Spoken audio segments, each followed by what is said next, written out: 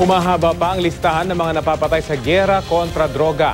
3 hinihinalang tulak ng droga ang patay matapos manlaban umano sa isang buy-bust operation sa Maynila. Balita hatid ni Mav Gonzalez.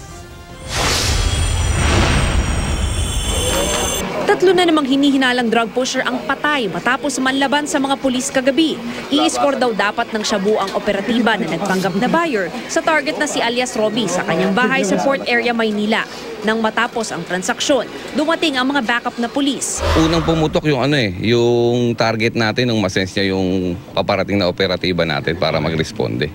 Then nagkapalitan na nagkaputukan na. And then yung dalawa, sir, nanlaban din? Yung dalawa nandoon din sa loob. Sa ganyang sitwasyon, medyo hindi na natin maklaro, pero ang sigurado natin namumutok yung suspect natin, yung target natin. Patay sa engkwentro si alias Robbie, pati ang dalawa niyang kasabwat umano na nasa loob din ng bahay, sina Sahir Muhammad Umar at isang di pa nakikilalang lalaki. Nakuha sa crime scene ng isang caliber .357, mga pakete ng shabu at drug paraphernalia. Ayon sa pulisya, ginagamit ding drug din ng bahay na sinalakay. Mav Gonzalez, GMA News.